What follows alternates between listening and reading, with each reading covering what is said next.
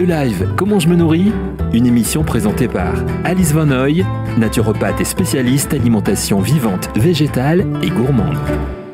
Bonjour à tous, chers auditeurs de Radio Médecine 12. Je suis ravie de vous retrouver aujourd'hui pour une nouvelle émission Comment je me nourris. Alors aujourd'hui, j'ai le cœur qui bat. Je suis assez émue parce que j'ai à mes côtés un homme que j'aime et que j'admire beaucoup. Il est naturopathe, il est fondateur et directeur du Sénato, qui est le collège européen de naturopathie traditionnelle et holistique depuis plus de 30 ans. Il a écrit de nombreux livres passionnants aussi, comme La naturopathie, L'homme empoisonné, Les cures naturopathiques, Comment se régénérer pour bien vieillir, La régénération intestinale, La détox holistique et j'en passe beaucoup. Il est aussi vice-président de la FENA, qui est la Fédération française des écoles de naturopathie. J'ai la joie d'accueillir Daniel Kieffer. Bonjour Daniel. Bonjour Alice, merci. Merci beaucoup d'être là sur ce plateau aujourd'hui, de me faire l'honneur de partager ce moment pour parler aujourd'hui des cures naturopathiques. On va aborder ce sujet-là. Donc toi, tu as créé en plus une de ces cures qu'on va aborder. Donc est-ce que tu peux nous en dire un petit peu plus sur ces cures naturopathiques ? Les cures sont l'application immédiate du bilan naturopathique que l'on effectue en face à face avec le client. Et en fonction de ses demandes, en fonction de la vitalité qu'on a déterminée, en fonction de son terrain, on va forcément donner des conseils. Et ces conseils s'articulent dans des cures qui ont été mises en place à l'origine par notre fondateur historique, Pierre Marchessault, dans les années 40, qui lui-même avait fait les synthèses de tous les hygiénistes américains et européens de son époque.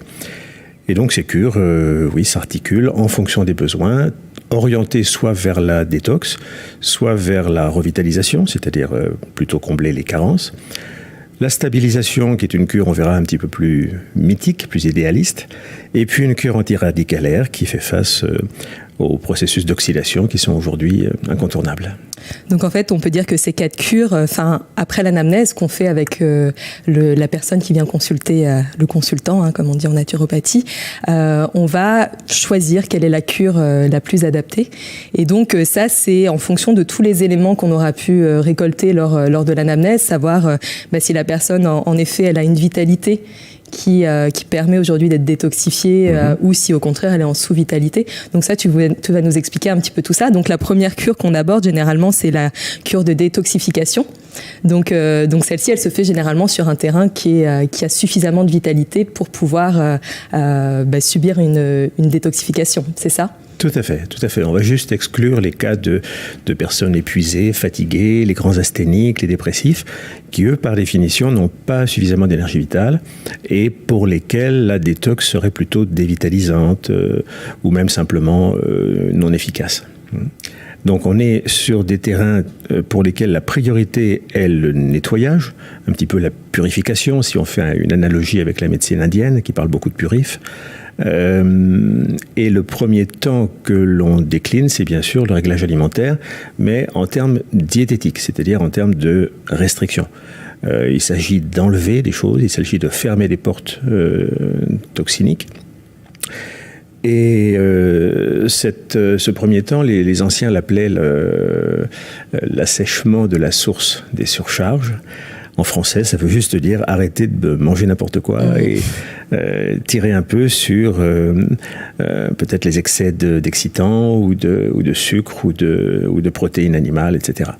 Ça, c'est un temps diététique qui va se décliner autant dans le réglage alimentaire détaillé que dans l'application de monodiètes ou de petits jeûnes, voire de régimes dissociés aussi sur quelques jours, quelques semaines.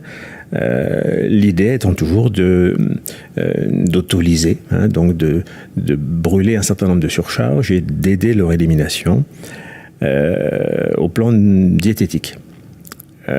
Quelque part, c'est le retour à l'alimentation hypotoxique dans les termes naturopathiques. C'est vraiment une alimentation qui est physiologiquement parfaitement adaptée et qui ne va pas encrasser ou demander trop de travail au système digestif. C'est ça, qui répond en quelque sorte aux besoins de l'être humain et à sa physiologie idéale.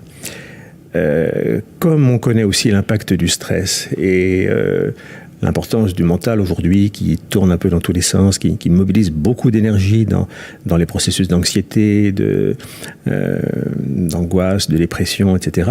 Le deuxième temps de cette cure permet de faire une pause, de faire des breaks au niveau psychologique et on va y placer plutôt des techniques de relaxation. les relaxations soit dirigées, de type yoga, de type méthode de Schulz ou de Jacobson, la sophrologie, ou bien tout simplement organiser avec la personne des temps de pause, des mini-relaxations dans la journée avec quelques exercices respiratoires comme la cohérence cardiaque par exemple, ou bien le temps de prendre un bain chaud, le temps de prendre des vacances aussi, et d'arrêter d'être connecté peut-être aussi, changer de rythme. La détox digitale. Voilà. Et les anciens parlaient avec un bon sens très imagé. Ils disaient que l'énergie ne peut pas être partout. Et tant qu'elle est bloquée au niveau du cortex, notre cerveau pensant, anxieux, pas toujours très positif, eh bien cette énergie ne peut pas servir le corps. Donc la clé la plus basique de toute forme de relaxation, c'est de mettre le cerveau cortical au repos et de récupérer cette énergie au profit des émonctoires, au profit de l'auto-guérison, au profit des processus de l'homéostasie.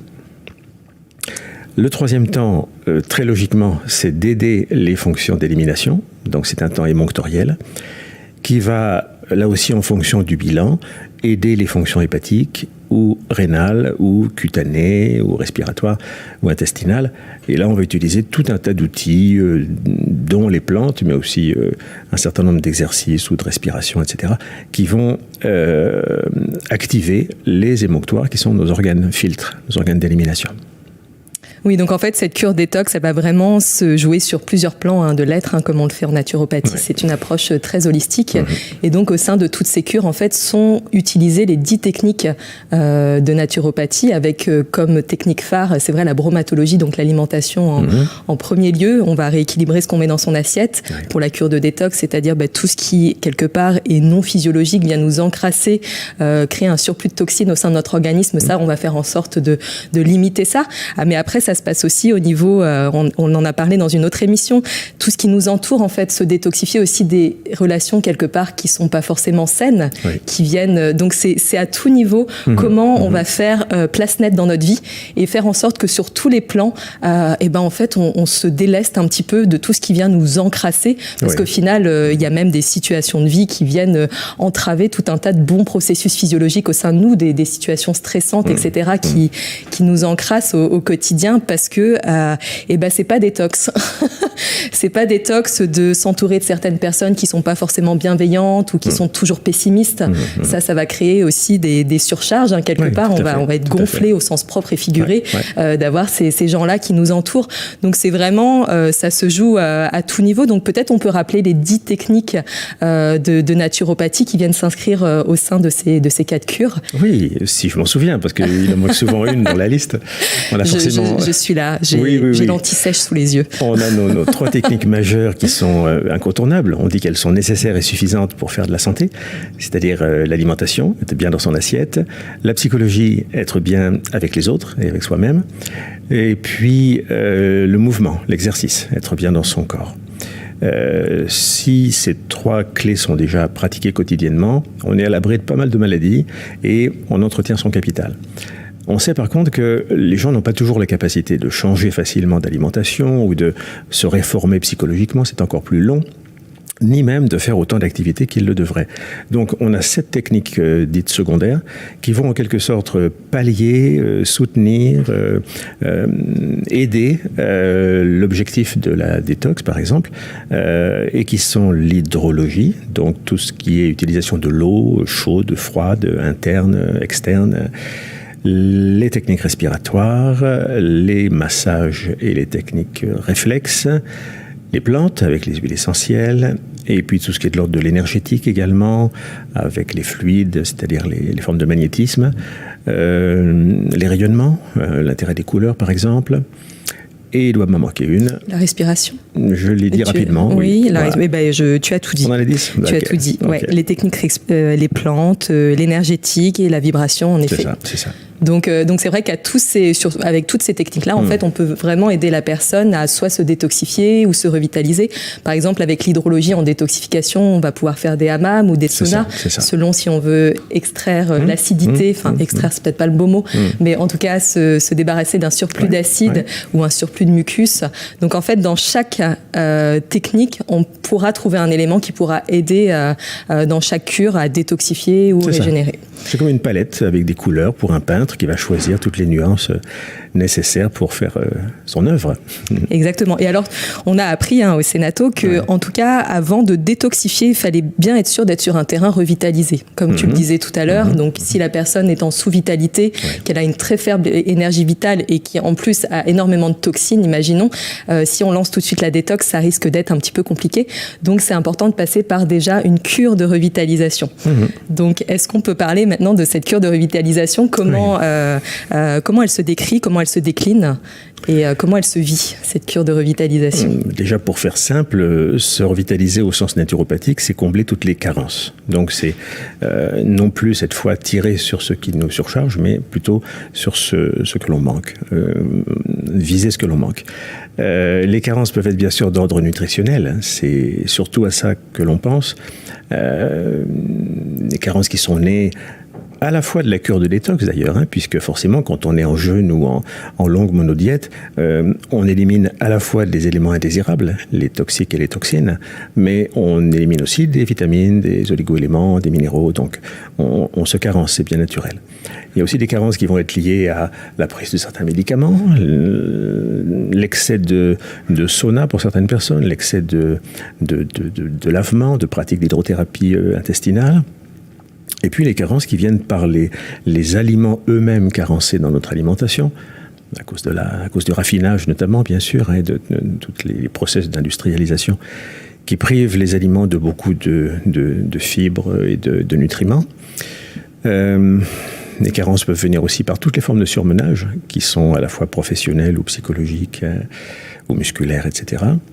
Et toutes ces carences vont bien sûr menacer l'organisme. Donc comme tu dis, la cure de revitalisation est parfois prioritaire.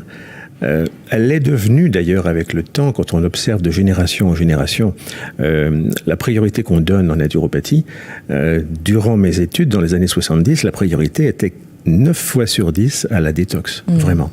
Et aujourd'hui, on est dans le 50-50, voire un petit peu plus en revitalisation, tellement les carences se sont creusées avec le temps.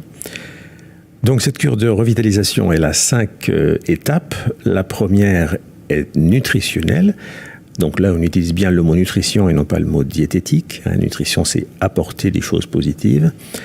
Et on installe le régime donc, que Marchesseau appelait le régime biologique humain, largement cru, largement végétal, qui demande le minimum d'efforts digestifs et qui correspond vraiment à l'état de nature de l'être humain dans l'idéal de son milieu tropical.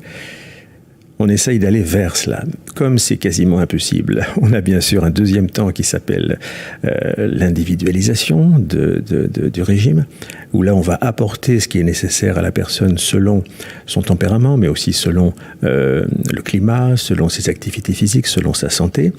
Donc sur cette base largement crue, on aura besoin d'apporter des aliments chauds, en particulier les céréales, en particulier les légumes racines, quelques légumineuses, parfois quelques protéines animales si nécessaire. Et le troisième temps nutritionnel qui va compléter d'une façon peut-être plus précise, presque incisive, la revitalisation alimentaire, c'est l'apport de superaliments et de compléments alimentaires. Donc on a 3 temps d'ordre nutritionnel et 2 temps d'ordre comportemental, dirons-nous. L'un qui, bien sûr, en toute logique, va essayer d'éliminer le maximum d'éléments dévitalisants, la vie nocturne, toutes les formes de surmenage, la consommation d'excitants et de produits plus ou moins licites. Et puis, bien sûr, comment apporter des comportements de vie, apporter de la vie à notre quotidien, améliorer la qualité de l'air, la qualité de l'eau, utiliser l'ensoleillement, utiliser un ioniseur à la maison, marcher pieds nus dans la rosée, se frictionner aux huiles essentielles. Enfin, il y a 1000 façons d'aller chercher de la vie aussi, en forêt, au bord de mer, dans la nature. C'est l'ensemble de ces 5 temps qui constituent la revitalisation. Alors c'est vrai, comme tu le nommais, à l'époque où toi tu t'es formé, il y a de nombreuses années, tu disais que c'était 9 cas sur 10, en fait, on faisait de la détox. Ouais. Mais c'est vrai qu'aujourd'hui, un des éléments changeants dans notre monde, c'est qu'on est très entouré d'ondes aussi, d'écrans, tous ces écrans cathodiques, au final, qui nous envoient en permanence des ondes électromagnétiques et qui nous polluent, qui sont extrêmement dévitalisantes. Donc c'est vrai qu'aujourd'hui, en plus, on remarque beaucoup plus de personnes qui sont électrosensibles et donc qui vivent dans une lutte permanente au quotidien à essayer de se débattre avec des courants énergétiques qui viennent les dévitaliser.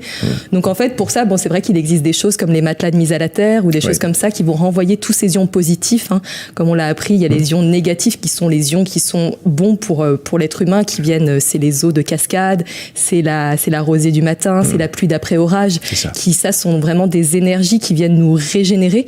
Et puis il y a les ions positifs qui sont les anions, qui eux viennent vraiment nous dévitaliser, qui sont extrêmement sur du long terme destructeurs. Donc c'est aussi aujourd'hui, au-delà de l'alimentation, etc., qui est primordial, c'est comment se protéger. On en est entouré, même là, ici, dans ce studio, comment se protéger de toutes ces ondes qui, au final, nous dévitalisent. Et on voit énormément de gens qui souffrent de troubles du sommeil, et ça n'est pas parce qu'ils se couchent trop tard, etc. C'est parce qu'ils sont entourés de box Wi-Fi. Ils sont dans un immeuble où à peine on met le Wi-Fi, il y a au moins 45 box autour.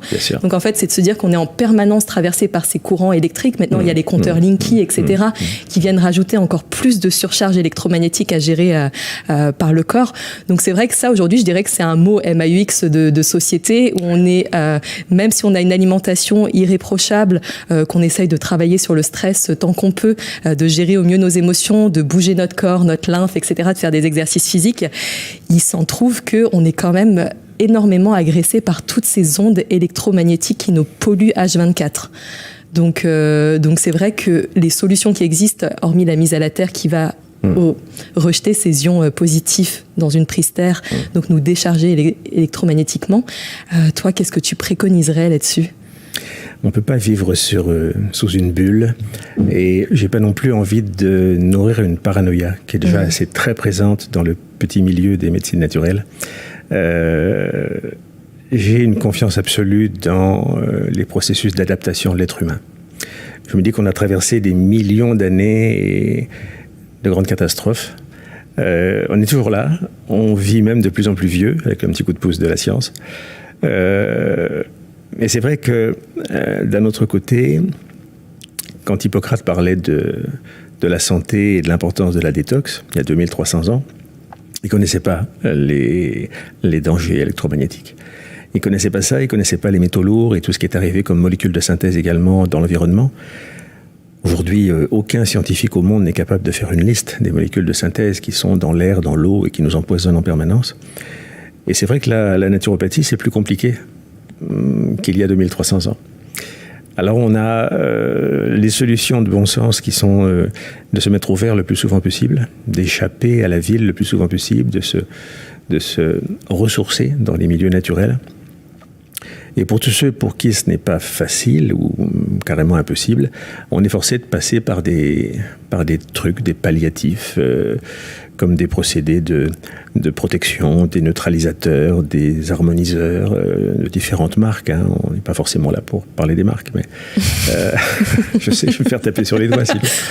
Mais c'est vrai qu'il existe des procédés quand même relativement sérieux qui, à peu de prix, permettent de neutraliser tout ou la majorité des nuisances électromagnétiques.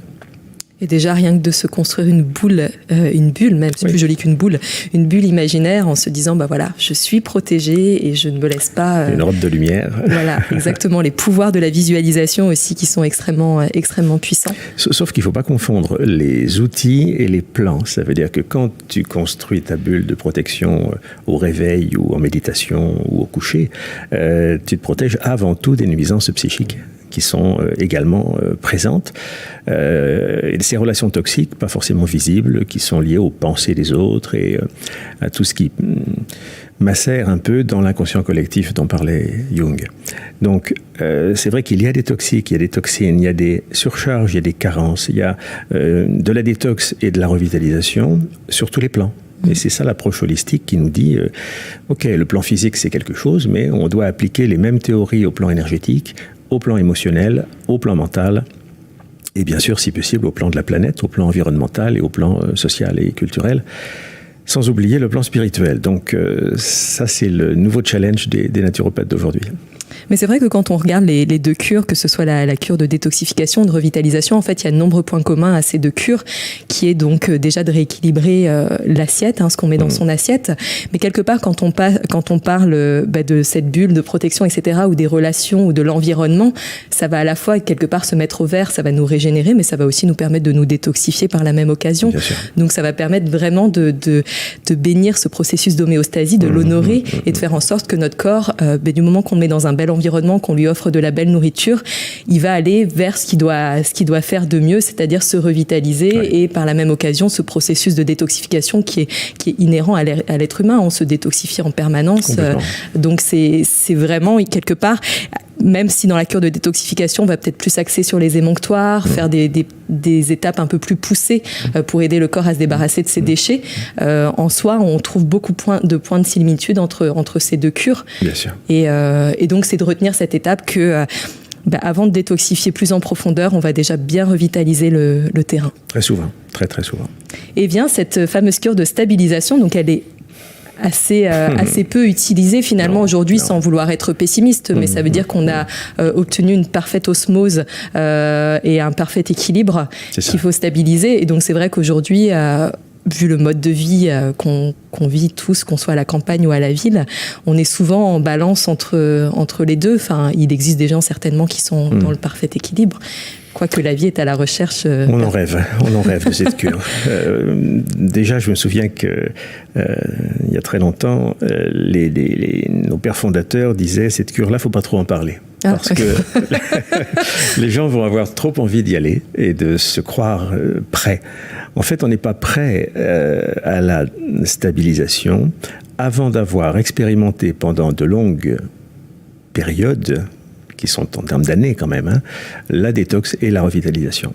On passe son temps en fait à nettoyer et à combler les carences, jusqu'à trouver un statu quo entre les éléments stressants, les éléments polluants, les perturbateurs et notre capacité notre qualité de vie, notre hygiène de vie, qui dit là je peux m'offrir une retraite, par exemple, c'est souvent le temps de la retraite ou des vacances, de stabilisation. Alors, c'est un peu notre carotte bio vers laquelle on tend comme ça, on y rêve, on y croit.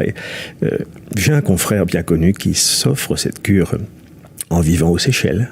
Et il revient 2-3 semaines par an à Paris pour donner quelques cours. Et lui, il est complètement dans cette cohérence. Il a réussi à trouver cet équilibre. Mais ça reste bien difficile. Oui, c'est en effet une cure qui est peu fréquente. Et donc, on n'en parlera pas beaucoup alors. Voilà. Et donc, j'ai pas posé cette question-là par rapport aux autres cures. Est-ce que toi, tu estimes qu'il y a des saisons particulières, par exemple, pour revitaliser ou pour détoxifier? Est-ce que, malgré l'anamnèse, etc., tu te dis, par exemple, en hiver, c'est peut-être pas forcément très judicieux de se lancer sur une détox malgré la vitalité de la personne? Ou est-ce qu'on peut, même s'il y a surcharge, pas de souci, quand même oser, ça détox. Est-ce qu'on peut quand même oser la détoxification en plein hiver? Le corps est déjà en train de se bagarrer contre le froid ou les virus. On ne va pas lui demander trop de travail en même temps. Traditionnellement, on a toujours fait de la détox au printemps, quand on profite des énergies montantes. Le printemps, c'est relativement tôt dans notre climat. C'est à peu près autour du 15 février, si on suit un peu la montée des solstices, des équinoxes, selon la pensée chinoise. Et la deuxième période qui est très favorable, c'est l'automne également. Au printemps, on va plutôt nettoyer les surcharges qu'on a accumulées en hiver, parce qu'on mange quand même plus lourd, plus gras, un peu plus chargé.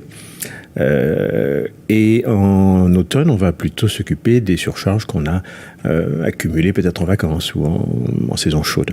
Les apéros. Par exemple. Après, en termes de lunaison, il est intéressant de noter que sur les pleines lunes, les processus d'élimination sont toujours beaucoup plus intenses. Et donc, on a parfois intérêt à utiliser les lunes décroissantes, c'est-à-dire de la pleine lune vers la nouvelle lune pour faire de la détox, et inversement pour faire de la revitalisation. Ça rajoute un petit plus énergétique. Superbe. Et puis, il y a cette grande cure que tu as créée toi, qui est la cure antiradicalaire. Et donc... Oui, alors je l'ai créé sans la créer parce que dans les années 80, j'étais très attentif aussi à ce que faisaient déjà mes confrères dans différents pays. La naturopathie n'a pas la même couleur aux États-Unis notamment. Et les Américains, très en avance sur notre culture, avaient beaucoup étudié les processus de l'oxydation, donc les nuisances des radicaux libres. Et ils se bourraient de compléments alimentaires, comme c'est souvent le cas au petit déjeuner de l'Américain moyen, ce qui lui permet après de vraiment bouffer n'importe quoi. Bon, en m'inspirant de ces recherches, je me suis dit, on doit pouvoir intégrer cela avec un peu plus de rigueur. Et donc, j'ai structuré cette cure antiradicalaire avec tout simplement deux étapes. La première qui fait la chasse aux sources d'oxydation. Elles sont individuelles parce que tout le monde n'est pas soumis au même processus délétère, mais par exemple, on s'oxyde énormément dans les ensoleillements excessifs, hein, donc à chaque fois qu'on prend un coup de soleil notamment. Il y a des professions aussi qui sont très exposées, comme les marins-pêcheurs. On a l'oxydation liée au tabac et l'oxydation liée à pas mal de médications également. C'est terrible, mais la plupart des médicaments efficaces, comme anti-inflammatoires, antidépresseurs ou anticancéreux, sont de puissants oxydants. Donc c'est probablement aussi pour cela qu'ils sont efficaces. Mais d'un autre côté, au niveau du terrain, c'est pas tout bénéfice. On s'oxyde aussi beaucoup dans toute forme de surmenage, intellectuel ou physique. Autre source d'oxydation majeure, les radiations aussi, pour ceux qui travaillent dans des milieux un petit peu à risque. Et tout cela conjugué produit donc des radicaux libres qui sont en deux mots des formes d'oxygène particulièrement avides de mariage moléculaire et qui vont faire flamber les processus inflammatoires et les processus de vieillissement accélérés au niveau de notre terrain. Donc, on fait le point dans l'anamnèse sur ces nuisances et on essaye de prendre le plus de recul possible. Le deuxième temps, en bonne logique, c'est d'apporter des antioxydants, d'abord sous forme alimentaire. Si ce n'est pas suffisant, on a les super-aliments. Si ce n'est pas suffisant, on a les compléments alimentaires classiques. Et puis, de temps en temps, des super-aliments, des compléments alimentaires particulièrement dosés quand on est vraiment dans des grosses situations de carence. On pense aux vitamines A, C, E, au zinc, au sélénium, au glutathion, etc. Et c'est une cure qui est aujourd'hui complètement indispensable, je dirais, à partir de la quarantaine. Même si on s'oxyde à partir de 18 ans, on commence à vieillir, notamment au niveau glandulaire à partir de 18 ans. Ça va casser le moral des auditeurs. Et avec également, bien sûr, un souci tout particulier pour les pathologies lourdes, l'accompagnement des malades cancéreux et de toutes les pathologies neurodégénératives, les pathologies de terrain.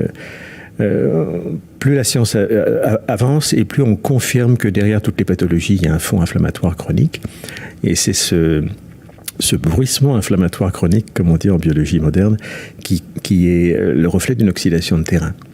Donc, s'occuper des symptômes, c'est bien, mais s'occuper du terrain, pour nous, c'est toujours prioritaire. Oui, c'est primordial.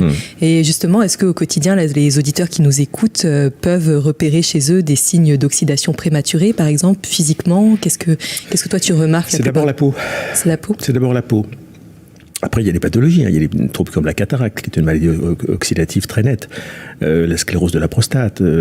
Même les processus d'arthrose sont liés aujourd'hui, on le sait, à l'oxydation, comme les pathologies cardiaques. Mais c'est vrai qu'au niveau de la peau, c'est facile de voir si les rides arrivent d'une façon un petit peu trop rapide. Si le test du pinching aussi, quand on fait un pli de peau sur la main, est-ce que le pli disparaît rapidement ou pas ? Alors, c'est un reflet de la déshydratation, bien sûr, mais c'est un reflet de l'oxydation également. Oui, c'est le plus simple. Mais c'est vrai qu'on peut dire qu'à partir de 18 ans, aujourd'hui, même si ça peut paraître un peu catastrophique de dire ça, mais on vit dans un monde où même les grands sportifs, etc., on s'oxyde. Même là, à l'heure actuelle, on est en train de s'oxyder parce que le simple phénomène de respirer, c'est un phénomène d'oxydation. Donc le corps, par réactif, va créer des antioxydants lui-même, mais il se trouve qu'aujourd'hui, on n'en crée pas assez pour venir combler à tous ces processus oxydatifs qui viennent nous agresser au quotidien. Donc, quelque part, on pourrait dire qu'en soi, tout le monde est invité dans son alimentation à mettre des antioxydants, donc des légumes, des fruits colorés à maturité aussi, parce que les fruits qui sont absolument pas mûrs, ils sont d'une part très acidifiants, et puis ils vont créer tout un tas de phénomènes oxydants aussi au sein de l'organisme. Le fait de devoir digérer quelque chose qui n'est pas physiologiquement adapté, ça nous oxyde sur du long terme. Le fait de demander énormément à nos capacités digestives aussi en permanence, il y a beaucoup de gens qui sont H24 en train de digérer. Au bout d'un moment, ça crée au sein de l'organisme des processus oxydatifs. Donc c'est vrai qu'on pourrait inviter tout le monde à revisiter la palette, et c'est pour ça que les super aliments, comme tu le disais, sont exceptionnels, parce que ça reste dans le domaine de l'alimentation. Donc ça vient égayer notre assiette au quotidien, la spiruline, le cacao cru, etc., qui sont gustativement en plus intéressants. Le pollen frais. Exactement, on en a fait une émission d'ailleurs la semaine dernière dessus. Les petits fruits rouges aussi, toutes les baies qui sont remarquablement antioxydantes. Et comme tu le soulignes, c'est paradoxal, parce que autant l'exercice physique est notre ami, autant dès qu'on est dans le surmenage, on s'oxyde. J'ai été consultant pour la médecine du sport pendant quelques années, et je me souviens du responsable du coaching médical du Tour de France. Et le médecin à l'époque m'expliquait, un Tour de France, même sans dopage, vaut 5 ans d'âge. Ça veut dire qu'un Tour de France, c'est vieillir de 5 ans. Regardez la peau des vedettes de tous les sports de haut niveau comme cela. À 40 ans, ils ont un visage déjà bien ravagé quand même. Donc c'est encore d'inviter les gens qui font du sport, etc. Enfin, d'observer notre quotidien et de voir peut-être d'être plus attentif et de se dire aujourd'hui qu'est-ce qui me dévitalise dans mon quotidien, qu'est-ce qui m'oxyde et qu'est-ce que je peux faire à mon échelle. Alors après, le mieux c'est d'aller voir un naturopathe, vraiment, c'est bien qui ça, bonne idée. qui va nous donner les meilleurs conseils et surtout qui va faire un bilan de vitalité et une anamnèse qui est très précise pour avoir déjà la constitution, le tempérament, etc. de la personne pour l'orienter au mieux. Donc, mais c'est de se dire que voilà, au quotidien, en tout cas, on est sans virer, comme tu le dis, dans la parano, mais on subit quand même des agressions qui sont plus ou moins importantes selon les individus.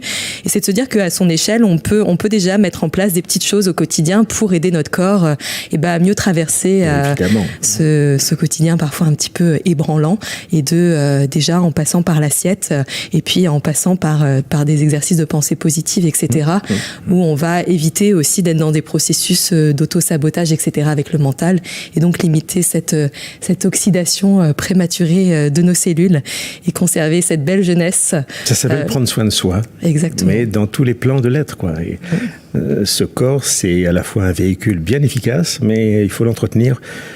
Et certains s'occupent mieux de leur voiture que de leur corps. Ouais, ça c'est souvent des scènes de vie assez particulières quand on voit le coffre de la je sais pas ce qu'on peut dire, la Porsche qui est remplie de pain de mie par exemple, et de Nutella. On se dit c'est super, t'as une super belle voiture, par contre ta propre machine à toi, comment tu en prends soin? Donc c'est vraiment de se dire c'est vrai qu'on pourra rouler quelques kilomètres dans sa voiture, mais on passe toute une vie dans notre corps, et autant prendre soin de tous les rouages à tout niveau et de tous les plans de l'être.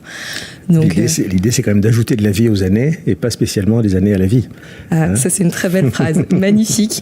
Magnifique. Merci beaucoup, Daniel, en tout cas, d'avoir partagé avec nous ces 4 précieuses cures. Et donc, si on veut avoir plus de détails, tu as écrit un livre, Cure naturopathique, aux éditions Grancher. Ça s'écrit comme ça. C'est ça. Donc, on peut le retrouver en librairie ou à la Fnac, peut-être, ce livre. Ouais. Et puis, voilà, on invite les auditeurs, s'il y a la moindre question, à nous laisser un commentaire en dessous de l'émission. Et la détox holistique qui vient de sortir. Ah oui, la détox holistique, donc c'est chez Jouvence. Jouvence, oui. Donc voilà, plein de belles lectures en perspective. Et puis il y a de nouveaux ouvrages aussi dont tu m'as parlé en début d'émission qui viennent de sortir. Tu viens d'écrire 5 nouveaux livres. Oui. Est-ce que tu peux nous en dire un petit peu plus On m'a demandé depuis bien des années de traiter du pardon, que je traitais en conférence jusqu'à présent et qui vient de sortir chez Jouvence également. Pardonner et se pardonner. Était sorti aussi un gros livre sur les parfums et les encens thérapeutiques. Et puis sur l'hydrothérapie, sur voilà, les clients, les auditeurs iront voir toute la liste. Il y en a 34 aujourd'hui. Waouh, bravo en tout cas pour tous ces beaux ouvrages. Merci à toi, merci. Et merci pour cette superbe émission. Merci beaucoup, Daniel. Avec joie. À très bientôt. Merci. E-Live, comment je me nourris?